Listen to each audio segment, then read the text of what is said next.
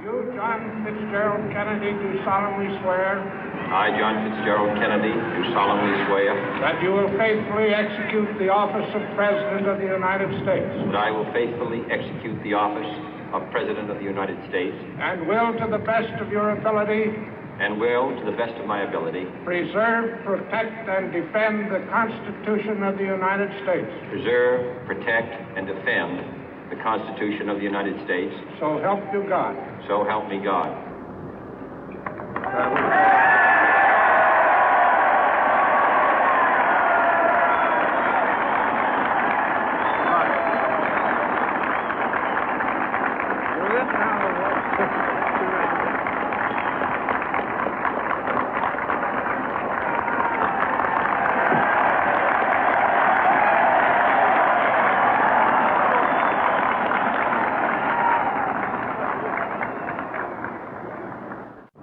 Vice President Johnson, Mr. Speaker, Mr. Chief Justice, President Eisenhower, Vice President Nixon, President Truman, Reverend clergy, fellow citizens.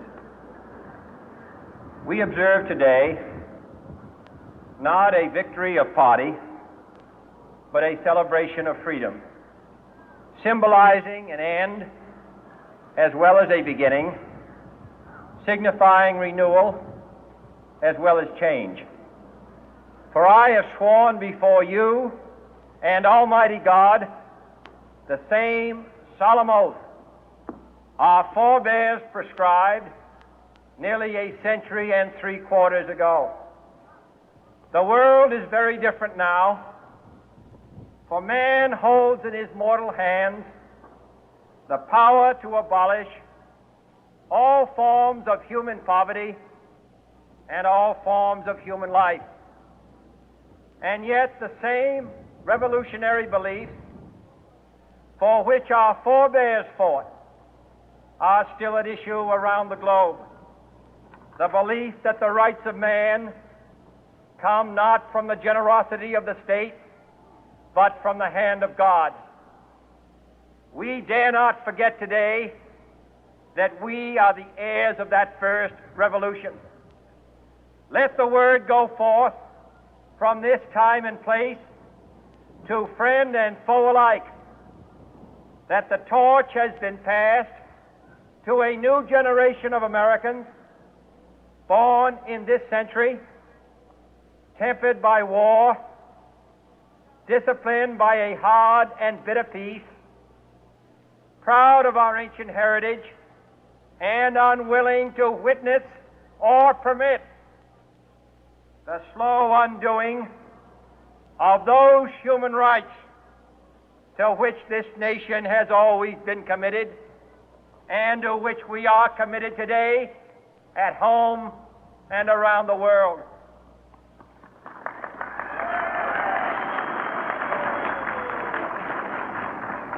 Let every nation know, whether it wishes us well or ill, that we shall pay any price, bear any burden, meet any hardship, support any friend, oppose any foe to assure the survival and the success of liberty.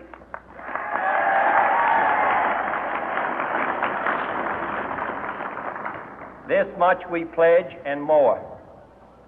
To those old allies whose cultural and spiritual origins we share, we pledge the loyalty of faithful friends. United, there is little we cannot do in a host of cooperative ventures.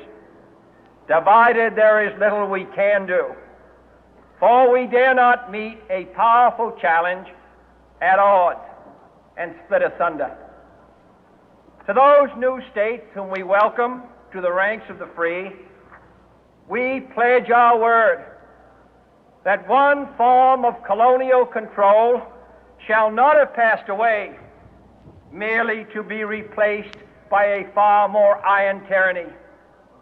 We shall not always expect to find them supporting our view, but we shall always hope to find them strongly supporting their own freedom, and to remember that in the past, those who foolishly sought power by riding the back of the tiger ended up inside.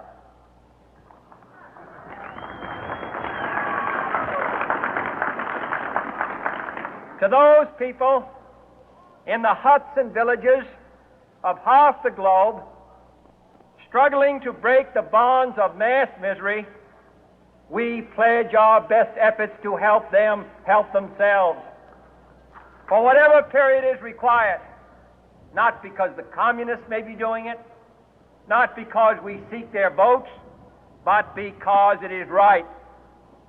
If a free society cannot help the many who are poor, it cannot save the few who are rich.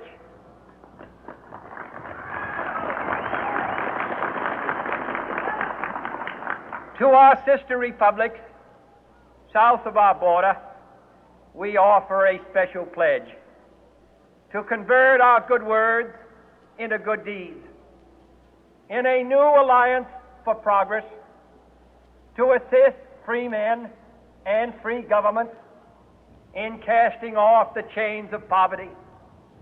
But this peaceful revolution of hope cannot become the prey of hostile powers. Let all our neighbors know that we shall join with them to oppose aggression or subversion anywhere in the Americas. And let every other power know that this hemisphere intends to remain the master of its own house.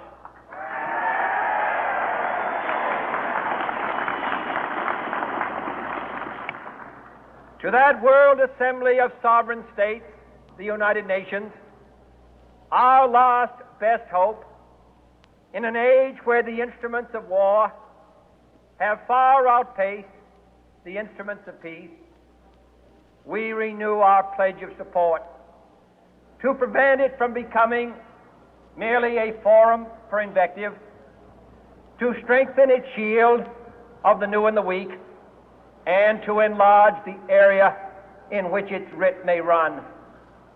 Finally, to those nations who would make themselves our adversary, we offer not a pledge, but a request that both sides begin anew the quest for peace. Before the dark powers of destruction, unleashed by science, engulf all humanity in planned or accidental self-destruction, we dare not tempt them with weakness, for only when our arms are sufficient beyond doubt can we be certain beyond doubt that they will never be employed.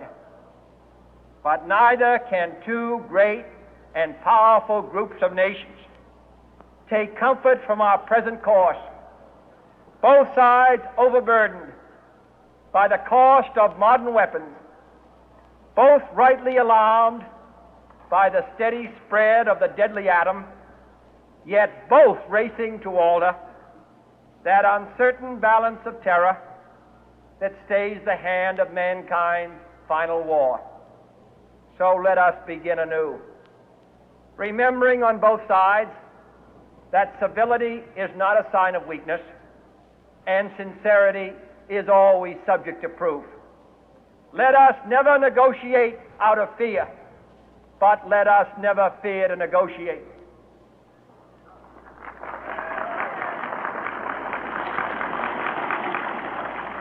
Let both sides explore what problems unite us, instead of belaboring those problems which divide us.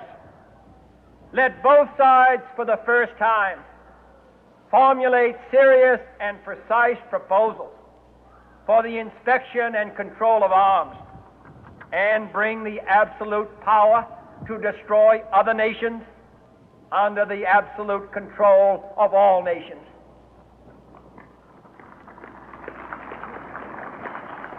Let both sides seek to invoke the wonders of science instead of its terrors. Together, let us explore the stars, conquer the deserts, eradicate disease, tap the ocean depth, and encourage the arts and commerce. Let both sides unite to heed in all corners of the earth the command of Isaiah to undo the heavy burden and let the oppressed go free. And if a beachhead of cooperation may push back the jungle of suspicion, let both sides join in creating a new endeavor, not a new balance of power, but a new world of law, where the strong are just and the weak secure and the peace preserved. All this will not be finished in the first 100 days, nor will it be finished in the first 1,000 days, nor in the life of this administration, nor even perhaps in our lifetime on this planet. But let us begin.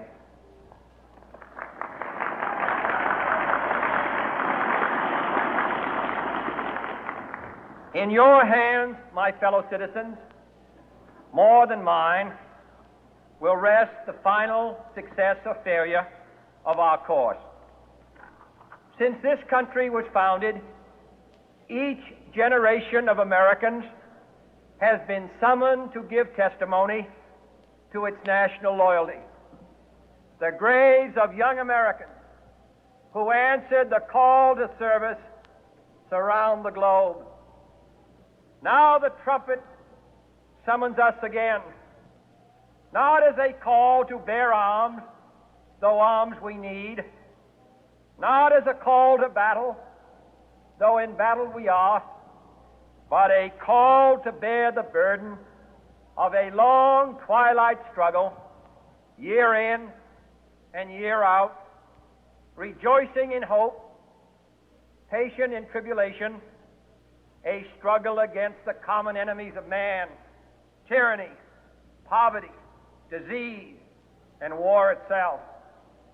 Can we forge against these enemies a grand and global alliance, north and south, east and west, that can assure a more fruitful life for all mankind?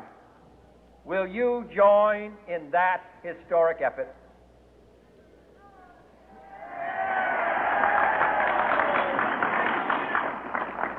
In the long history of the world, only a few generations have been granted the role of defending freedom in its hour of maximum danger. I do not shrink from this responsibility. I welcome it.